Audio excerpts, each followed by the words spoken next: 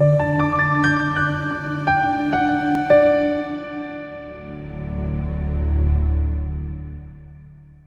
kuyintokozo ukukhuluma nawe kwi-channel kama kupastor WeNingi sibuya la ngokuletha nje amaphupho amabili amathathu. Ngifuna ukuqala la ngiveze naku inganza kwethu ukuthi abantu abanye banokuthi mkhulu kimi, anginankinga naloko, kodwa-ke kubalulekile ukuthi abantu bazi ukuthi umuntu nomuntu une-title abizwa ngayo. Angeke ufike kudokotela umbize ngonesi, noma ufike kunesi umbize ngodokotela. So it's very imperative ukuthi umuntu umbiza nge-title yakhe. Nothishela angeke umbize ngothisha omkhulu, futhi angeke uthisha omkhulu umbize ngothisha. Ne-HOD, i-HOD bese uyibiza ngo-HOD, yabo. So i-title isebenza la kufanele isebenze khona kumuntu emfanele, yabona. So nomuntu ungumkhulu ngenxa ye-title yakhe ukuthi kufanele abizwe ngomkhulu. That is why you find abantu abasebenza noma abantu abaphiwa isiphiwo sokuba abelaphi ubizwa ngomkhulu ngenxa yethongo noma yedlozi esuke limngenile. Omunye abizwe ngogogo ngenxa yokuthi ungenwe yidlozi noma ithongo eliwugogo. So kusho ukuthi angeke ubize umuntu owugogo ngomkhulu, nomkhulu angeke umbize ngomuntu owugogo. So lokho kubalulekile nganza kwethu ukucacisa. Nanokuthi-ke ngicela ukuthi abantu uma bebuza amaphupho, especially iphupho elide kakhulu elingaphezulu kwe-sentence nephupho elinama-details amaningi, lowo muntu akangifonele, inamba yami ikhona, uyangifonela. Abantu abaningi baye bangifonele-ke kumahhala ukungifonela.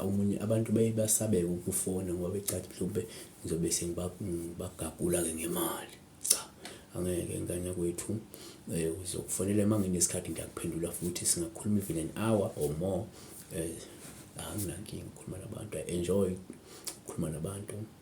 Wona umsebenzi engiwenzayo ukukhuluma nabantu. So sibheke iphupho lika-Patricia Mabuza uthi-ke uphupho ubona amaphoyisa ebopha abantu. Mina-ke igama ngupastor WeNingi, ingosi yamaphupho, i-channel New Flick. Asikuvezeke la ukuthi kubalekile ukuthi sikuveze ukuthi amaphoyisa avela kaningi ngokuhlukahlukana. Hlezi sikuveze ukuthi amaphoyisa angaba uphawu lwethongo, angaba uphawu lwesitha, angaba uphawu lwabantu nje abamelene nawe empilweni, depending ukuthi ngaso sikhathi lesi uwabona kade enza ini, yabona. So uma uphupha la ubona umuntu ongamazi eboshwa, lolu uphawu lubi ngana kwethu, ngoba suke seluchaza la ukulindela noma-ke zilungiselela ukuthi ungasuphazamiseke iy'nhlelo zakho ungazele, noma kungase kube nesiphithiphithi noma isiqakaqaka esizofika bese siphazamisa iy'nhlelo zakho esizofika ungalindele, yabona. Okwesibili singakuveza la ngana kwethu ukuthi-ke uma usuphupha ubona kuboshwa abantu abaningi, nalolu uphawu olubi luvameke la ukuveza ukuthi-ke lindele ukuthi ungase wena ubhekane nobunzima bezezimali. Usho ukuthi mhlawumbe uhlangothini lwey'mali kungase kungakuhambeli kahle, noma kube nje nokuphazamiseka ey'nhlelweni ezithinta iy'mali. Usho ukuthi iy'nhlelo zakho ey'thinta imali zingase ziphazamiseke futhi, yabona. Noma-ke kuzoba ngeke ube nako ukuthula nozinzo esikhathini esithile esiseduze. Kanti asikuveze futhi ukuthi uma uphupha ubona-ke sekuboshwa isihlobo sakho, lolu uphawu olungasho ukuthi-ke lowa muntu loya kungenzeka uzoba senkingeni noma usenkingeni njengamanje, noma-ke ungahle wena-ke mhlawumbe uxabane naye, kube nokuxabana ongahle kube khona phakathi kwakho naye. Kwesinye isikhathi kuyenzeka futhi uma ubona kuboshwa isihlobo sakho kube uphawu olusho ukuthi lindele ukuthi ngase kubhedwe ukungaboni ngaselinye phakathi kwamalungu omndeni wakho, noma-ke umndeni wakho umenzeka ube nokuphambana ngokwembono. Sikuveze futhi kwesinye isikhathi uma uphupha la izitha zakho ziboshwa, lolu phawu oluhle, ngoba luvame ukuthi livezela ukuthi ithongo lakho lizokulwela, ithongo lakho lizokuvikela noma lizokunqobela, liphinde-ke likuvikele empilweni, yabona. Kodwa-ke uma kungenzeka uphuphe mhlawumbe umngani wakho eboshwa, lolu phawu lungasho ukuthi-ke kumele umsize noma kumele umkhulekele, ngoba-ke mhlawumbe angasabhekane nokukhashelwa, noma-ke angasabhekane nokwakhelwa uzuku izitha zakhe, yabona.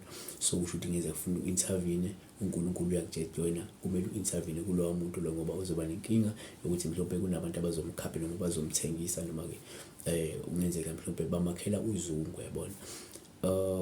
Kodwa-ke futhi uma kungenzeka uphuphe umuntu oyisithando sakho eboshwa, lolo phawu lusho ukuthi-ke mhlawumbe angase lowo muntu aphoqele ukuthi-ke ahlukane nawe kungekudala.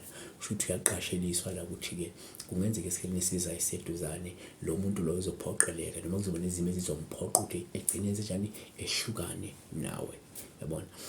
Uma kwenzeka-ke la uphupha-ke mhlawumbe kuboshwa ubaba wakho, uphawu lolu uluvame ukuthi lube luhle, nakuba-ke lubonakala ngathi lubi, kodwa kuyenzeka lusho la ukuthi-ke mhlawumbe uzokwazi ukuy'mela empilweni, noma uzokwazi ukuy'mela ngohlangothi oluthinta mhlawumbe iy'mali. If mhlawumbe kade umuntu ungakwazi ukuy'mela empilweni, kade umuntu othole kanzima financially, kungenzeka uzokwazi ukuzimela futhi uzokwazi nokusimama maybe financially.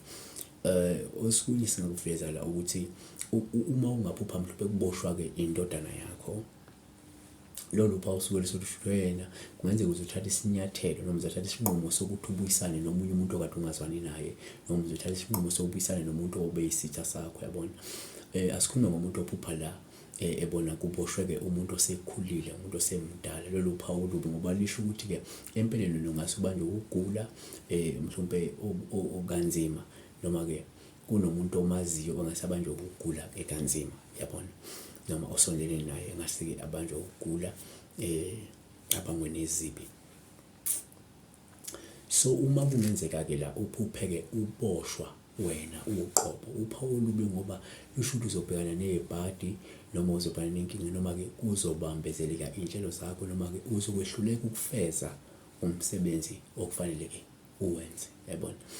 Kodwa futhi uma kungenzeka uphuphe uboshwa ngendlela-ke engenabo ubulungisa, noma uboshwa ngendlela engafanele, noma uboshwa kungafanele-ke, asisho kanjalo, lolu phawu suke selusho ukuthi-ke kumele-ke mhlawumbe uqaphele uphinde uyilungiselele, ngoba-ke ngase kuqhamuka umuntu okufisela ukuba empilweni, noma-ke kuzovumbuka nje umuntu oyisitha ozomelana nawe nje empilweni, yabona.